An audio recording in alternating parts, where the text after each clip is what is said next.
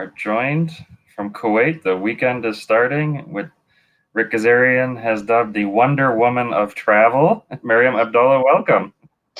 Thank you. Thank you so much, Stefa, for having me.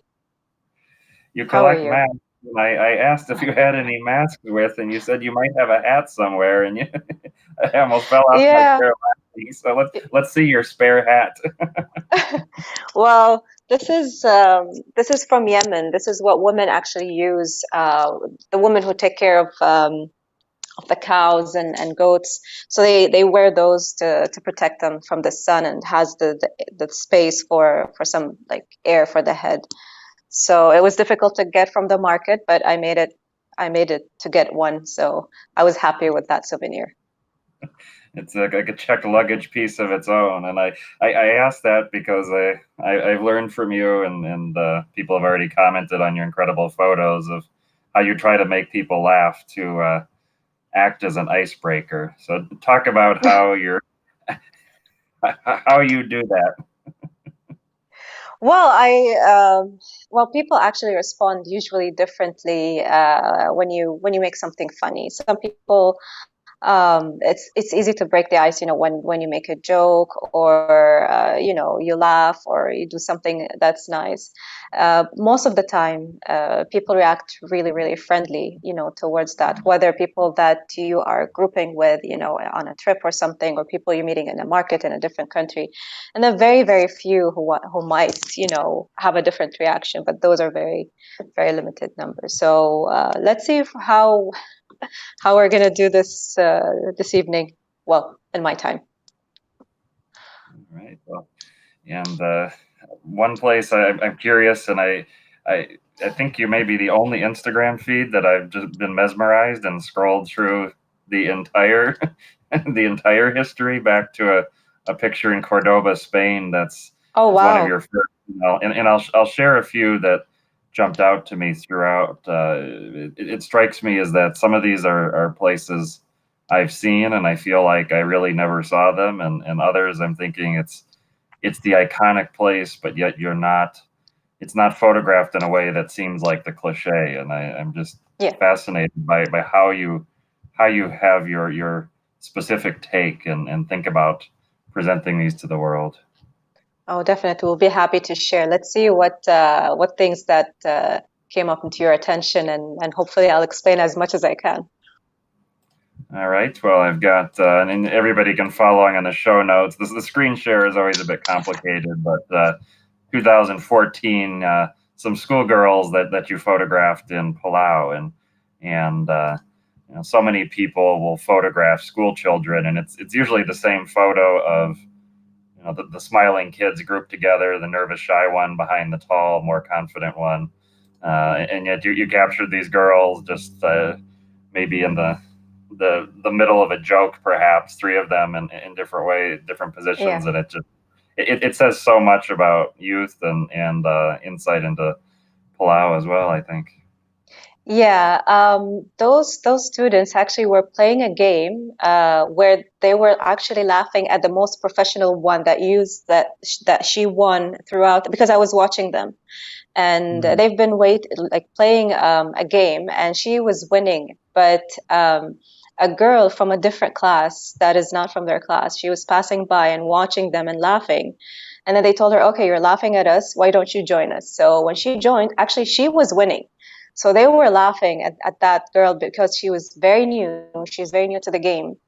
It's a game Mm. by hand that some countries they have some kind of games that they do with hand. It has to be things that with the fast motion or something. So she actually was there winning, and she won the one that was number one in the whole 20 minutes that they were playing while waiting for their families to pick them up after school. So I saw like throughout that 20 minutes when they were playing and laughing, it was really nice. So I captured a couple of moments, but that one it was beyond the moments that I was looking at. So it was a victory of a new person who just joined. So it was funny. It was funny because the girls who were laughing, those who were Mm. losing at the beginning. So that was the thing behind that picture.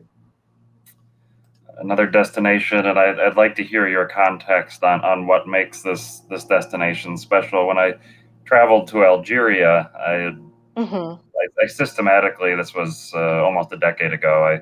I'll systematically go through sources like A Lonely Planet and look at different Yeah. regions, what might interest me, and so I landed in Algiers and immediately connected and flew south to Gardea, and a Hmm. very interesting culture. I'm woefully Oh yeah. underinformed on the specific aspects of how they practice their religion, but the dress of the women is very distinctive, for instance. Yes. And Hmm. when I was there, I had a guide who discouraged me from taking photos just about anywhere that say a woman might even be in the shot. So I sat and observed. You've got some photos of children, women, an incredible place.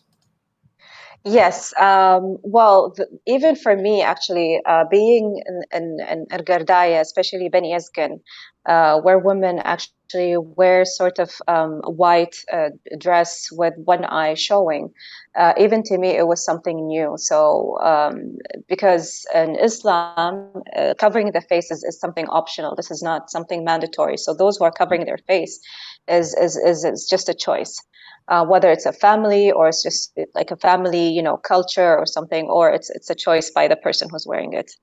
Hmm. So it was first to me to see a one eye. Usually you see like the burqa, or it's either full cover or just like two eyes, but one eye was something for me new. Yes, was I allowed to take photos? No, but from far, giving me their back, I was able to do it. But there are a couple of photos that I have done actually were outside Beni Yezgin. They were in the market or in places Mhm. where they don't control how you take the photos. So I took advantage of those women who went out in the market to shop, and I took few photos of them. So nobody would come and say, you're not allowed to. I'm in the street. It's allowed to take a photo. So, but it was very, very interesting culture. It's very interesting. I don't know if you also have seen there's like a small window on the top of their doors. That was also new to me. Like when someone knocks, usually you use this hole to look through to see who's knocking, but in their case it's in the second floor, and then you just look under, and you see if that person is someone that you just tell them Mhm. that just to wait, and then they enter. But if it's someone that you don't know, and if it's a male and the female actually is looking down, she doesn't say anything. She has to clap. I don't know if you know this information. That was really for me very, very new. So she has to clap. That means that nobody is in the house. So please leave and come back, another time. So cultures like that are very, very interesting to know more about. Yeah, it was fascinating to me. Certainly, just because of who I am and who you are, having a very different experience visiting. But Yeah. as I understood that the young girls get to have both of their eyes Yes. uncovered. The married or the one eye, and the widows get both eyes and the nose. And it was like a bit of a joke, but the guide is like, they want us to die, so we can, so they, Yeah. Yeah. And I heard so many different stories, but I asked a couple of people who are actually from there, where you can get, the information that you're looking for more than asking a guide who might give you just like a tourist information or something. And speaking the language helps a lot. I speak Arabic, and that helped me a lot. Talking to them. Also, in the Arab world, the Arab countries. There's some kind of how do I say it? I wouldn't say it's a trust, but it's a sort of trust where people, when they know that you speak their language, you come from the same background, they feel more comfortable talking to you about their stories and their culture, and they are very proud. So they add a lot of information to you. So I would say I benefited from that. So I played that card just to get more information. and that was also my introduction to a holiday. It was Eid, and I learned of that when I saw a whole market of sheep being prepared, and then I learned more about the holiday over the following week, where it was very hard in several countries for me to get meals, and during, Yeah. and it was a great crash course. in learning about that experience. Hmm. Talk about some of the holidays uh, in Islam and what interested tourist can do to experience, and what's the way if you happen to be in a country celebrating, say, Eid, to learn to partake as appropriate. Okay, so what the Eid you're referring to is the Adha Eid, which is what we call is the big Eid. It's one of we have two Eids. So this is the second one that we celebrate throughout the year. I tried to travel during that time to different countries to actually to document to see the difference between how countries do it. But some countries actually they don't like when I went to Central Asia, for example, it's not a big a celebration as much as they just visit the mosques that they have. But I've seen the like a huge celebration in Bangladesh, for example. Um, in our region, it's not as big as it used to be back in the 80s or in the early 90s. But in Bangladesh, for example, it was really, really huge. They have their own, cultural inputs into it, and they have like there's a huge effort put into this, and how people like travel from town to town to meet. It's a family celebration, so they put a lot of effort and a lot of money to travel to go and see their families during that time, and how the traffic was, and all the trucks with the cows going. I don't know if you've seen also that picture, but there was a photo of big truck filled with cows, and they have a street where they actually sell and buy and I think in English you say slaughter. So it was a different way of seeing Eid or celebrating Eid. And I spent the night at a family, at a Bangladeshi family there, just to see how they celebrated, how they put their food, how the family gets together, how they do their prayer and everything. So it was even for me. A lot of people think that because we're Muslims or because we're Arabs or because you're European or something that we share the same thing. It's not the same thing. Even in my region, which is the Gulf countries, the Arabian Gulf countries, to people they think that we are the same, but we're not the same. We even the way we speak, the way we dress, it's still different. But a lot of people think that we dress, for example, like Saudi Arabia or like the UAE, but it's each country has a different way of doing things. So Bangladesh to me was the most interesting so far as a celebration for Eid. Fascinating. And actually, one of the photos I picked out was a very different celebration in Bangladesh. But I must say, normally going to shopping malls is not the recommended tourist stop. But I would say in the Gulf countries, mentioning about the different ways of dress, for instance. I mean, going to a large shopping mall in any Gulf country, it is just incredible to see these varieties of dress where it's meeting grounds of people from all over the Yes. region. Hmm. The Yeah, I one mean, even in Kuwait, like even in my own country, we dress differently. It depends on where you come from, like like the families that you come from, how conservative you are, how open you are. It depends on the environment that you come from, your education. It's all I cannot say that we're all the same, but the most important thing is that we all are accepting each other. So it's not like we're fighting. Like I'm not fighting someone who's wearing a hijab, or I'm not fighting someone who's wearing like a mini skirt or something. No, we accept each other and live with our differences and move forward with it. That's all I could say. That's just I mean that's something I could say about Kuwait. I'm not really familiar 100% about the rest of the Gulf countries, but even when I visited the other countries, I've been to Saudi Arabia for a couple of times, the UAE as well for a few times, Bahrain. I've been always since I was a kid. I visit that country.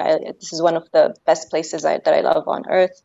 Um, Oman as well. So every country, I dress differently. It's just to show respect for the people. Like if I'm Saudi Arabia, I'm not gonna, dress the same way I dress in Kuwait. In the UAE, if I'm meeting friends who are originally from there, I have to dress properly. It's a respect, because respect is a huge deal to us in our region. So so this is something I really pay attention to. Fascinating. And I won't let that slide by, that comment of Bahrain being one of your favorite places on Yeah. earth. And clearly there's family connections, but many, it's one, and I could say perhaps unfairly, many travelers lump the countries in the region together when they are so distinct, as you say. So tell us about Bahrain for the visitor, assuming we're not able to go to your family for a delicious home cooked meal.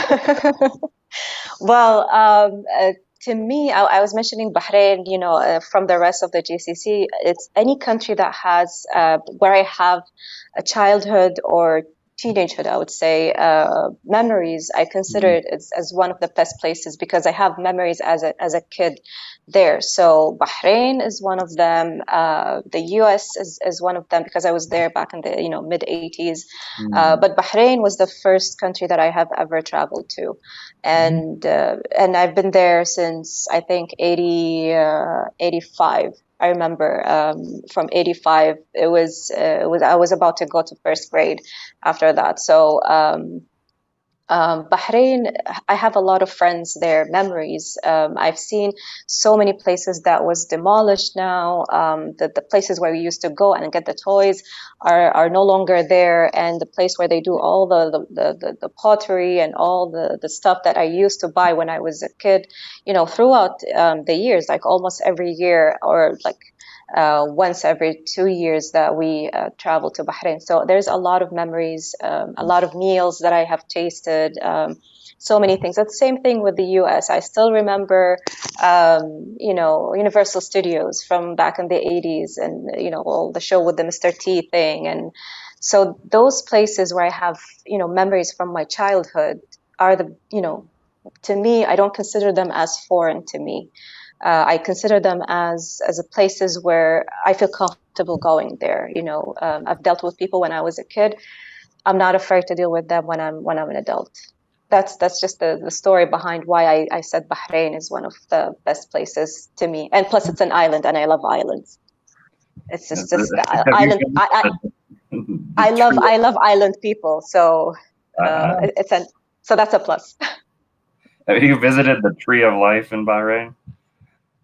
No, that's one of the things that I'm very disappointed about, because I've heard a lot about it, and I've seen movies where they mention it, and we have TV shows, but never made it. Never made it. Well, that's you and me, because I spent the better part of a day. This was pre-GPS, pre-Google Maps, all of that stuff. Yeah. I had no roaming, just a brochure. I tried to find this tree, and I could not. And Yeah. it was like the only things nearby are these company compounds with a security guard that's usually from South Asia. And I started asking, like, where's the Tree of Life? Like, I've never been outside this gate. I don't have a clue what you're talking about. I'm not sure. I'm not sure if there are directions to it or not, but I know that some of my family members actually visited that tree, and they've seen it, and they're aware of it. But to me, it's like every time I try, the same thing, happens. So hopefully, maybe, who knows, after we, get all the traveling to, get to travel normally after coronavirus, I'll make sure that I take a photo of it. I'll send it to you. Oh, fantastic. Well, I hope to get there in person. And I also, in driving around the country, I remember those. I'll point that. I'll send you the location as well if I find it. Now I've got GPS everything, but and I remember driving around these villages where these giant mounds are just they're ancient, but they're also part of the current furniture of these towns. It was a delightful experience. You mentioned loving islands, and I was curious of islands. One of the areas I saw photos that you did was an island I'm not aware of in your home country. So, Faileka Island? Yes, Faileka. Okay. Yeah. Well, it's pronounced Faileka, but it's because in Arabic we kept writing it as a Faileka with a K, because cha is not a sound that we have in Arabic, so I had to write it as they write it. Faileka Island is an island that we have in Kuwait that used to be like it's filled with resorts, places to visit. It has some ancient Greek. I think it was an ancient Greek base or something back then. So there's still, you can see the site. It's a heritage, one of the UNESCO heritage sites that you can visit. But after the Iraq invasion to Kuwait in 1990 to 1991, the island was never rebuilt. So most of the people who were living there, they were moved, from the island because they have their homes, their schools, their shopping malls.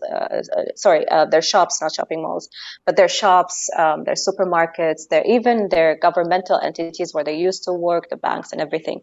So the government brought them to the city and gave them, houses in state, like to buy their houses there and trade their houses to houses in the city. I mean, even the people who came from the island, they're different from the city people. They're more, laid back, they're chilled, they're kind, I would say, kinder than the city people. So you can tell the difference when you deal with people in here. So that island was left untouched for a very long time. Until I think 10 years ago, we had some boats. The people who did not trade their houses, who still have their homes, they were able to go and come back just to check on their homes to make sure that everything is fine. But once they started to have boats to go for other people, I had to go because I had a lot of memories in that island. To me, just to go to that island, because when we were kids, we prepare our luggage just to go there. So I used to feel that this is like a traveling to me, on a ship, like a big ship, just to go there. So it has a special place to me. The games that I played there, all the places, the fun places. So now that I'm, after 30 years, I go there just to see everything as it is, but it's destroyed. Everything that used to be colorful today, it has either bullet holes or it's black because it's burned. I still love the place, even though it's destroyed and half of it is demolished. And some people don't find it nice, but to me, with the memories that I have, I still go there every year, every November, whenever I can, November, December. I just go there, take photos, explore more and see it. And this is one of the places that I always ask the travelers who come to Kuwait not to waste their time on the shopping malls or, the markets and all of these things. You can just do them in a couple of hours. But that island is worth, taking photos of and visiting. Because it might be changed in the next years to I don't know, maybe a media city or something. So it's nice to see something now that will be changed in the next years. Fantastic. I do need to book my ticket back. I've not visited. I did visit some sites related to the war, but around Kuwait City. So I clearly missed out in my visits. Are there other of these destinations in Kuwait or in the region, islands, as you said? I mean, so many travelers, they pop into Doha and that's it, and then they're gone. And these just as one example, I confess I had not heard of this island until we started flipping through your Instagram feed. Yeah. No, hopefully if you ever make it again, I definitely would love to take you there just to see the place and other places. Like the people that I know when they come here, especially photographers, I make sure that they don't go like to shopping malls. I take them to certain places. If they want to document, some shopping malls, I would take them to the shopping malls that were built back in the 70s and the 80s just to see the design of it, and those that will be, demolished anytime soon. Other than that, we take those visits as a break. We don't do it as a part of the program. So if it's on the way, we just, stop and take a couple of photos and move forward. But other than that, I would love them to see places like that. And if there's anything that is cultural, I will definitely make sure that they know of. You have these fascinating, some of your most recent pictures, also in Kuwait, the Jilib area.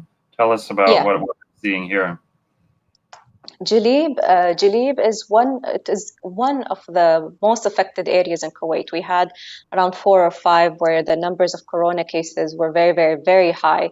Like a huge difference between those areas and the other areas. It's because the way people are living, the number of people living there, and everything. So you would have expats and not like the locals, like Kuwaitis, living there, but it's just the number of cases was a bit high, and so the government had to close these areas where it's very difficult for you to go in and out. They had the difference between them and us, like the inside and the outside, that they had everything open all day, and they had more flexibility, to go to the market and get whatever they want, transfer money, the banks, everything was open. For the areas that was open, actually, we did not have that flexibility as much as they had. I think because they had a closed area, so it was very difficult to get in. It's not easy to get in unless you live or you work for a specific department, in certain governments. Like if you're working for Ministry of Health or you work at Ministry of Interior or something, that you have actually a permission to go in. Until one day I was approached by one of the charities that they wanted to go and support the people who could not afford food, like to get food and everything, just to provide them with meals and everything. And I just said yes. I accepted the invitation to go and take photos. So I took photos for them to document what they were doing, but at the same time I wanted to document how actually people lived and how people looked like. And I was able to take photos. I just made it as serious, like the way they wear the masks, the way people they were lining up. It's a lot of comments came on how the people were lining because they were very close to each other and they did not keep a space. The reason for that is, like, if you keep a space, someone might come and stand just before you, and you cannot fight or you do anything, because if you fight, they will put you at the end of the line, so you might lose the meals that you might get. So people have to like stick to each other and be very, very close, just not to make sure that nobody comes into the line and cuts into the line and take their meals. It was very interesting to photograph. It was very interesting to be actually in that environment, just to see. I did not spend most of the time taking photos, but as much as I spent the time to digest what was happening, and how people were reacting to that, and if those meals were enough, if there's a lot of things that would come into your head while you're seeing all of these things that are happening in front of you. Fantastic. And perhaps that's an opportunity to tell us about what you do professionally. Professionally, I work at the World Bank for operations. I focus mostly on managing portfolios and just making sure that the workflow is going very well. So what I do is totally different than how I live my life and my lifestyle and my travels and everything. So this has nothing to do with what I do with my life. And you, in addition to photographing people, I mean, there's not a huge amount of photos that you share on Instagram of yourself, but there's some pretty badass photos. So how to get a good, memorable picture of yourself to display to the world? So many of us want that. I'm going to share two. One is you sitting on a pile of old tires, and it's just so cool. And another is you in camo fatigues in a photo studio. Yes. See, most of the photos, if you pay attention to them, most of the photos of me actually taken by someone else. So I just do it as a way of thanking them for taking photos of me. You're right. You're one of the few who noticed that I don't post a lot of pictures of me. It's just I started this recently in the last few years because some people were accusing me of taking photos from Google. I just Google a country and I select photos and I just post them. Just select a country and just post like 10, 15 photos of them. So I started taking photos of myself in that place. So when I post photos of Yemen, for example, I just put one photo where I'm standing somewhere, or doing something just as a proof, and then I realized that I don't have to do this, whether they believe me or not. I mean, I'm doing this for myself, and if I like a picture, I'll just post it. If not, I'll just continue with the country without posting anything. But those that you see are mostly of people actually taking photos of me, and I appreciate that, because there are different eyes, looking at you differently. So, and they actually choose, if it's a professional photo, they actually choose what they want me to do. It's not like I'm doing what I want. So I just wanted to see myself in different eyes. Oh, that's incredible, and dismaying to hear that all kinds of cranks come out on the internet. I mean, you're somebody with an Instagram account of beautiful photos. You're not even somebody with a website selling something or whatever that would attract the kind of attention like a public figure in that sense. Yeah, yeah. Glad to hear that you can shrug it off. We've talked about people so much, and I'm curious of how you photograph animals, and you've got some just incredible is that a cheetah in Namibia eating a piece of meat on a Bahrain? I mean, just yeah. I've been to these places, and it's like that fuzzy blurry thing over in the distance. That's the yeah, that's actually, yeah. Sorry, continue. Sorry. Go ahead. Please. Yeah.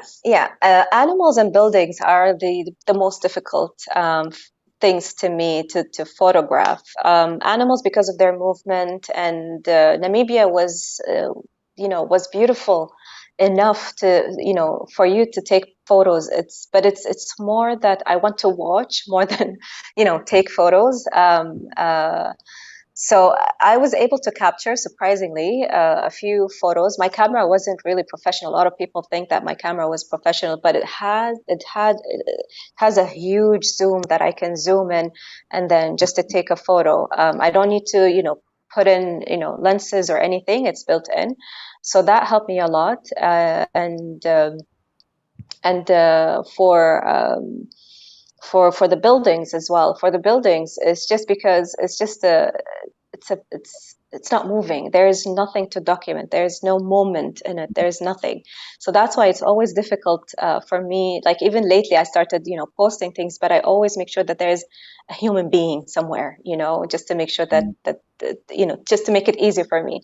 But for animals, I would say it wasn't something that is easy. As you said, it's far. But I was lucky with some of the photos. Yeah, I think the buildings, how many people have taken pictures of doorways, and it looks so great in person, and there's just almost no way to get that photo right. Yeah. You visited the gorillas in Republic of Congo, and that's a trip I Yes. researched and did not consummate. I did not find an option that worked within my time and budget. Clearly, you figured something out that I didn't. So talk about seeing the gorillas, Republic of Congo. Yeah, the gorillas actually, there are certain countries in Africa where you go that you have to see whether the Western or the Eastern gorilla. That's just to see, the difference. So the option for me was just to go and see what they have as a protective places for animals. But on our way, when I was having a chat with the guide, and I told him I don't want to see, animals in cages, because you get to go and feed them and do stuff like that. So he said, okay, if you're not afraid of, going to the other direction and just see, some gorillas, from close by, and just to see how they look like. But you have to be 100% sure, because we might get attacked, we might be in danger or something. So this is a huge responsibility. And I just, when there's risk, for some reason, it's difficult for me to say no. I don't know why. So I said, okay, let's go ahead and let's be careful. Just tell me what to do, what not to do. I'll be very careful, and then we can just. And I had the chance to be very close, but we did it by boat, just to be safe.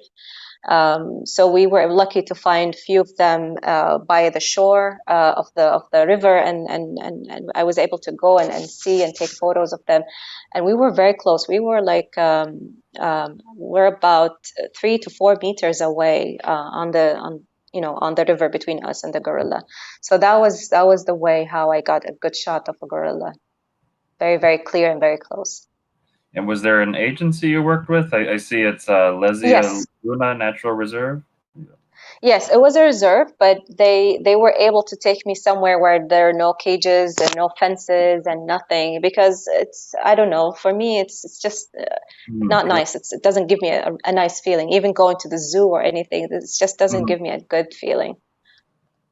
Fantastic. Another for me to revisit. Do you happen to recall it Google Maps says out of our coverage area, the transport wise, if you're coming from Brazzaville?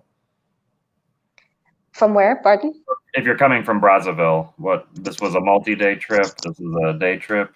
Yes. No, it was a 2 day trip. It was a 2 day trip. You spend one night in a place, but it's very interesting because they will ask you to close all your windows and to be careful to go out, because it's a place that is filled with monkeys, and they move a lot during the night, and you hear them like running on the top of your room, because it's all wooden buildings that you're sorry, wooden rooms that you're sleeping in, and you get really scared. You think 1,000 times if it's worth going out to the toilet or not. So those are the things that you would be careful of. But it's very, very nice experience to hear how they actually communicate and how they run and do things during the night. Usually animals, you don't hear them much during the night, but it was a party actually at that camp that I spent the night in that area. Oh, and Michael Runkle, photographer, has chimed in that you have a real superb artistic view. So we high praise Yeah. from a wonderful photographer. Thank you. Thank you. And I've been told I have to ask you about Somalia trip. So please tell us about Somalia. Yeah, Somalia, I think a lot of people they find it very, very interesting. It's because I went there without any kind of protection or, any kind of a security, I would say.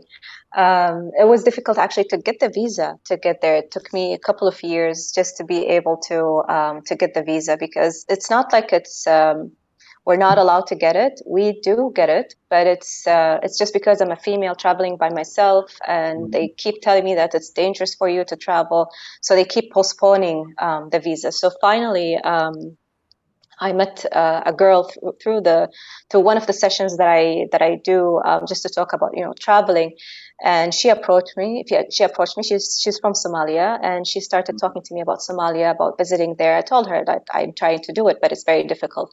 So she helped me. She connected me with her friends there. They helped me with the visa, and then when I arrived there, the girl who took me around, she asked me if I wanted, security, if I wanted that kind of, ride, or I want just to go on a tuk-tuk, just and be with the people. I said, definitely, where's the risk? Even though this has more risk because you'll be, with a lot of, security, but it brings, more attention, and you're not going to be able to enjoy your time. So I said, okay, let's take a tuk-tuk. Even if I had to cover my face, I don't mind. I'll just do that. But I want to be, among people. I want to go to markets. I want to do a lot of things. So we went to a lot of places, homes. I went to the fish market, but she was very scared. So I went by myself with one of the guys, with the driver actually. And I took a couple of photos, and she was surprised. And then I went to the IDP's camp, which actually she said, nobody actually goes there. Why do you want to go there? I said, if there's a chance to go there, why not? So it was one of the most dangerous places. And I got the chance to cross. They have one of the checkpoints that if you cross it, you will be able to see the parliament and all the governmental, buildings. It's a very protective street. So I was able to go there. I went to Al Jazeera, which is a place where people like to places, but mostly I was really interested in going through the small halls and the small houses, just to see the people and how they actually live their life on a daily basis. That was very interesting. I am in awe, and please do follow along. I mean, there's Danakil Depression, around the whole Horn of Africa. I mean, that you visited and seeing it through your eyes is incredible. Yeah. Talk about that. You know the why not going to an IDP camp, diving into a volcano, like a bungee jumping thing. I mean, you're taking what some people would call adrenaline activities, others would call crazy risks. Yeah, I don't know. For some reason, I don't know if it's something has to do with age or it's a lifestyle. I have no idea, honestly. When people ask me these questions, I'm like, I don't know. It's just things when they come on my way. It's just I'd like to grab them and just move forward with them. So the IDPs, it's because it was a difficult camp to get to. And I like to visit these places and just to see how the kids mostly, like, how do they live, how they eat, what they're doing, how they are having their camps actually built. Do they live in tents? Do they live in wooden houses? Or how do they live? So this is something that I really like to see, because I don't like to see what they show on the media. Because sometimes the media does not deliver exactly what's happening. And then for the volcano, I worked with the team for a couple of years just to make this jump happen. I mean, even the owner of the company probably hated me, during that period. Because I kept really nagging for that jump to happen. And after 2 years from watching, the volcano and the level of the magma, if it's up and down, we had to make sure, because it's a very, very sensitive, activity and calculations. If we miss the moment, even the count, if they count for you, that you have to jump at that moment. Otherwise, it's too late for you.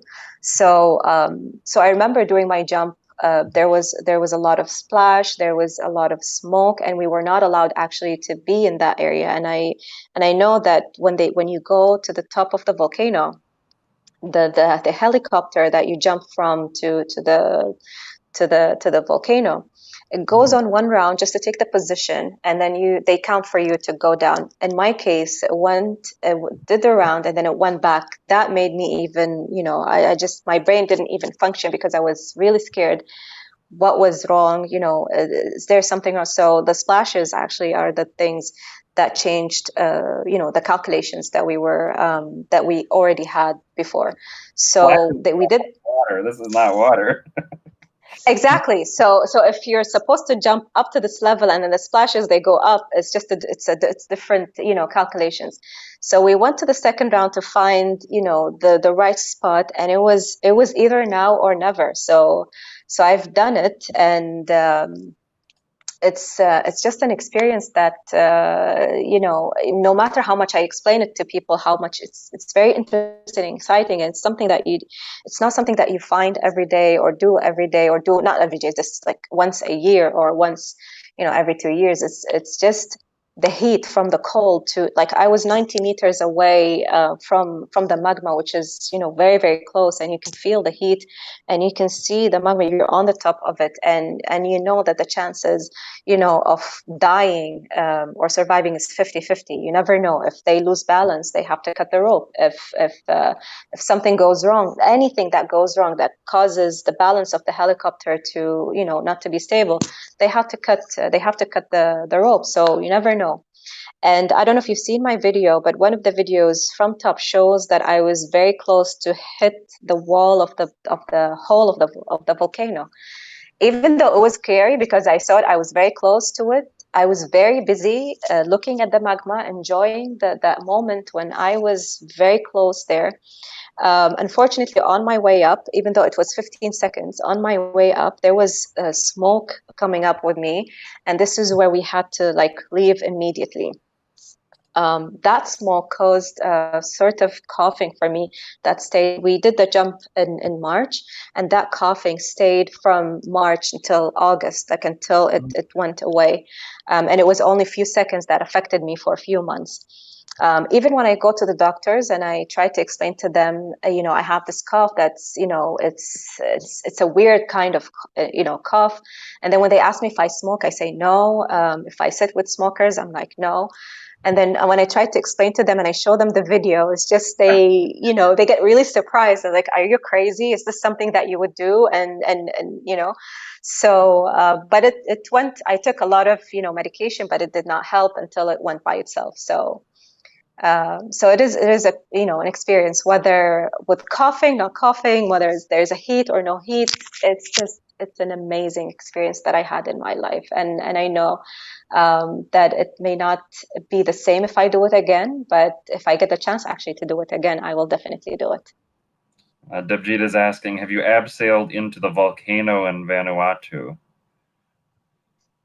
No, I haven't. I haven't been there yet. He understands that's something that can also be done. So I guess challenge issued. What Yeah. what are the activities and adventures you're looking at for the future?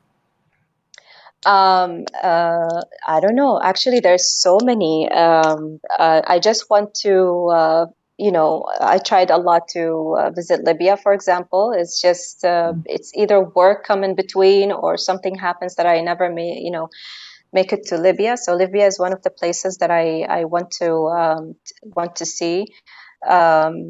I don't have anything in mind actually at the moment, but as for activities, I mean, after the volcano, not really. But I tried to do one of the top 10 bungee jumps. I did a couple of them so far, so I'm trying to cover the top 10 in the world if they're in a country that I'm visiting. So, but nothing actually in mind so far.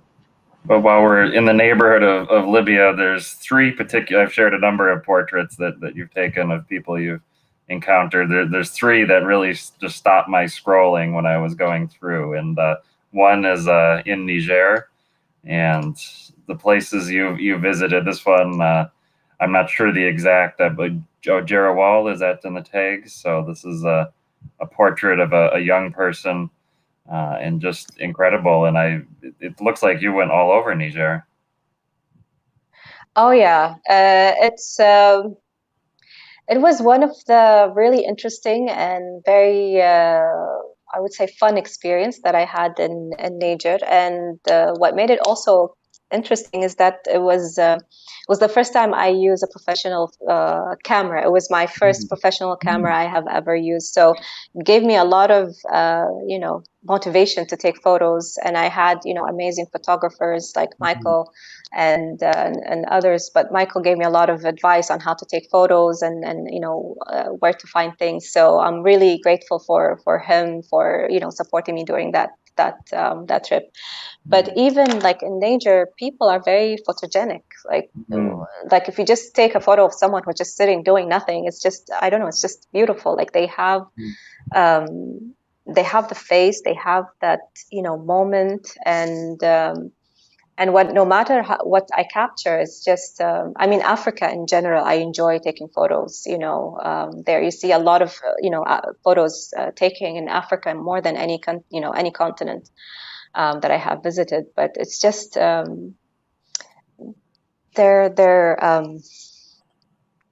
they bring happiness to me. Like when I visit these places, the way they smile, the way they play the simplicity of those people. It's or even these countries, regardless of how they live or where they are, at that day that I have visited them. It's just for some reason I feel happy when I visit these countries. That's why I love to document as much as I can. Wonderful. And Debjit has to follow up on Libya. What are the places you're hoping to see? Are there specific spots, and you're thinking of trying to do this as an independent trip? I hope so, if it's possible. But all the countries that I wanted to visit, actually, I have done visiting. I've seen them so far. So everything that I'm visiting at the moment or in the future would be just part of the world that I would like to see. Mhm. Maybe Central Asia is another interesting region for me. I would say to see, but to me, the countries that I wanted to see, the list that I had, it was all crossed. Mhm. Okay. Yakutia. That's a dream Oh trip yeah. for me. Sakha Republic, and I shared a wonderful portrait of a man that you took there. hmm Yeah, it's also one of the interesting places. I was born and raised in the desert, so Mm. cold is not something that I like. So I took it was very challenging for me, that trip, because it's really cold throughout the whole trip. I enjoy the heat, even humid that I'm not used to. I Mm. can still, accommodate to those, but when it's cold, it's very, very difficult to me. So it was very interesting, seeing the places. Even when we went to these, the ghost town that we have visited, the places that we have, even the food that we were eating, frozen, fish and all of these things.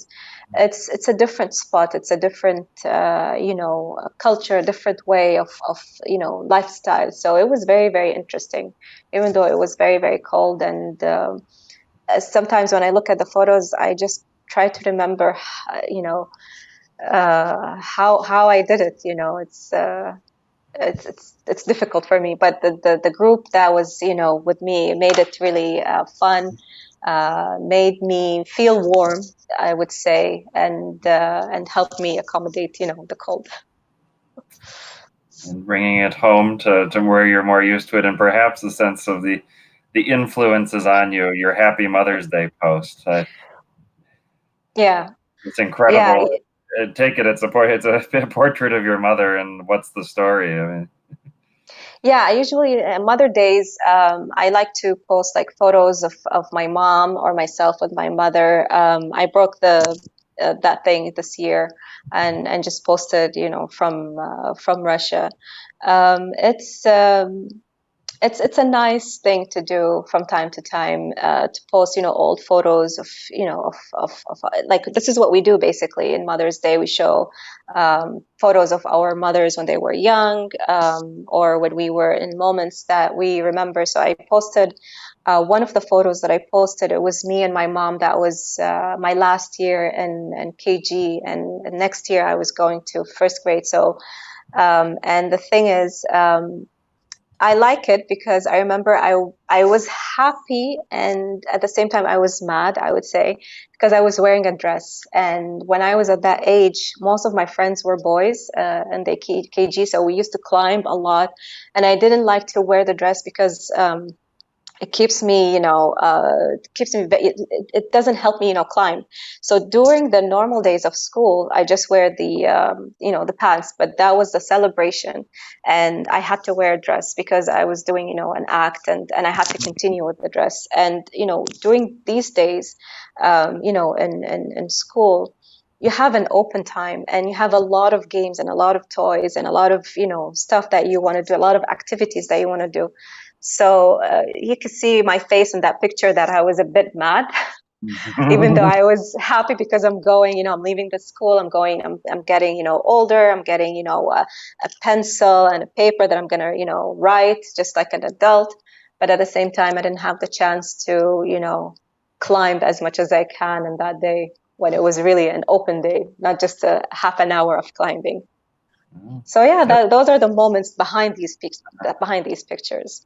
and the first one I shared, I've shared the one you just described as well as it looks like about 4 years ago, hmm a picture you shared of your mother in a white dress looking up at the sun, Yes. and I'm just curious. Tell us about this. Tell us about your mother. It's must be incredible influence on you. Yeah. Yes, she's very, very strong person, I would say, and she raised us to become who we are today. And I like her independency, and I like how she's supporting us on how to achieve our goals. So Mhm. it's even though we come from different families in Kuwait, we see different. I've seen like my friends and people that I meet where their parents actually either support them or like not to let them do so many things. So I'm really lucky to have my mom who's supporting me to whether to travel or to do what I wanted to do in life, work or other things. So she was always there on our side. She's the one who's pushing us, she's pushing us for our education. She pushes us for, to work more, to do more, to produce more, and to Mhm. give more. And what I love about her is that since we were kids, the first thing that she used to teach us is that we never look at people's religions, colors. I mean, even though they teach us these things in school, but it's different when it comes from the person who's raising you, who's watching you, how you're dealing with people in school when you're a kid, growing up. And one of the things that I'm really thankful for her that she did in my life is that when we were kids, usually during summer, people like kids they go to summer camps and then or travel or do something. But my mom, she used to put us in the summer camp with the special needs kids because she worked in the special needs school. So she put us with them just to see, just to know actually how to deal with them, not to look at them in a different way, just to see how they do, all the handcrafts, how they put the effort, how they, try their best to produce something. Is that you have to believe in people who are different from you that they can produce something. So this is something that I'm really happy because I deal with people like this in my country, or even when I travel, and I see people with difficulties. I don't like to talk to them as they are different. I talk to them as if I'm talking to you or other people, because I've had these experiences since I was a kid. So this is something I'm really thankful that my mom taught me when I was a kid. Wow, that's incredible. Fantastic. Well, I was going to close there, but we've got one bonus question. Our Okay. most loyal program viewer is putting together his dream golf trip, so to speak, and in thinking about how to arrange the different time for destinations. And I'm just getting back. I've been so busy sharing so many of your incredible photos. I had to scroll all the way back. It's he's thinking about, so this trip would have Kuwait, Bahrain, Mm-hmm. Qatar. He's unsure of how many days and what to focus on in each, and then Saudi, he's thinking of around a week. Oman, 10 days. UAE, a week. How would you start thinking about this? How would you distribute the time? Okay, so it depends on what that person is looking for. If they're looking for just, tourism, it's a short portion. Definitely, it's a short trip. But Historic if it's a sites photog and cooking courses. Historic sites and cooking courses. Oh, okay, okay. So yeah, so then this will take, I would say, 3 maximum to 4 days in small countries like Kuwait, Bahrain, Qatar. But maybe longer, a bit longer, maybe in the UAE, maybe 5 days because they have different, 5 to 7 days because they have different states and they have different, things that they do. Oman as well, they have different spots because if you go to Salalah, it's different from Muscat, so they have different sightseeing, then they have different, food. Now, Saudi Arabia, if you're thinking of going for 1 week, then you have to really plan it very well because Saudi Arabia, you need at least a month, and it's worth actually going for a long time. But because you have the north, that they have different lifestyle. They have the Mada'in Saleh as well as a site, and they have their own cuisine. And then if you go to the south, it's a totally different culture. It's totally different. lifestyle and food, and the center as well. So I've been to the east, west, center, north. I haven't been to the south, but each one of them is totally different. So Saudi Arabia is definitely is very interesting place. There's only one Saudi photographer who is actually going around. I tried actually to go around Saudi, but back then it was women were not allowed to drive, so I couldn't have the chance to do it. But definitely I was planning for this year actually to go and have 2 to 3 weeks in Saudi. I could share a photo of his work on my Facebook. I can mention his name. That people can visit his account to see that the picture that you would see about Saudi Arabia, I would not think that that was Saudi Arabia, because even the media doesn't show Saudi Arabia that way. So so I think, because I cannot see any text, but that person can contact me directly, send me a message about your visit to the GCC countries, and I'll be happy to support and help you on that. That's wonderful. And yeah, my own visit to Saudi was 2013. I only granted a double entry 24 hours each transit visa. So, and that took quite a lot of negotiation, but my wife and I went. So we got the longest flight connections we could find in order to get this transit visa. So 23 hours in Riyadh, 22 in Jeddah. Yeah. Very, very short. But Jeddah, I mean, Very sure. that city, I mean, wow, and incredible, and nothing I had ever seen in the media, as you say. I mean, what a spectacular place. Yeah, but the thing is, the visit that you did back in 2013, you have witnessed the things before the changes. So there are stories actually for you to tell, about, women not driving, how the shops actually close and open, how the separation used to be. Now, when you go, it's totally different. So it's good to come back and see how the changes are in Saudi Arabia. It's very interesting. I will be fascinated that. Yeah, I mean, and it's those little moments that even though we were thinking to expect, you just don't. We're waiting at a shopping mall just for an elevator to open, and the elevator opens, and it's all guys, and they see me and my wife, and they like leap out of the elevator to get away and give it to us. And you can prepare yourself mentally, but then it's still just quirky and fun. Yeah, yeah. Yeah, actually, it happens to me even in Kuwait lately. I don't know, we didn't have this before, but lately it happens, and I'm like, okay, so I'll have the elevator for me. I'll just enjoy it. So it's a cultural thing actually. Depends on the people actually who were there, where they come from, and their background. We spent, so it was just 23 hours in Riyadh. Because we had to get a connecting flight to prove we needed a transit visa. They didn't even believe at the consulate why we wanted to fly Saudia. They said, why shouldn't you fly Emirates? But so we connect. We're only there 23 hours. We're arriving in Dubai. And in customs, they make you go through a little metal detector. And she just looked at me and she said, "Where's the woman's line?" And 23 hours, she couldn't believe she had to line up and wait behind all these guys for this metal detector. Yeah. I think that this is still there actually.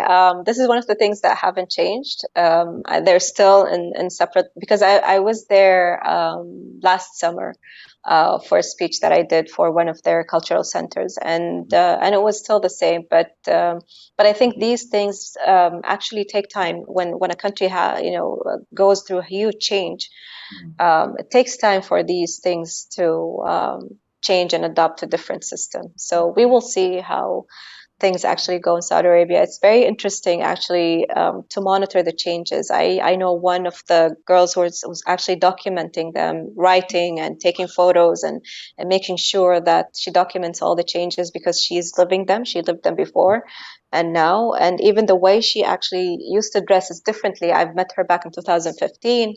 And now every time I go to Saudi, when I meet her, even the way she dresses is different as well. So this is very interesting. Even I hope that you go back to Saudi Arabia just to see. You will feel the difference, even though you were there for a few hours. But it's still, you can still see and feel the difference. And it's really interesting in Saudi Arabia. It's really interesting destination. They have really interesting areas to visit and see. Fantastic. You have sold me. I think you've sold all of us. Keep sharing the world through your eyes view, and incredible. Thank you, Maryam. Thank you so much for having me, and I wish everyone, safe travels in the future. If they're traveling during Corona, please be careful, and hope to meet those EPCers,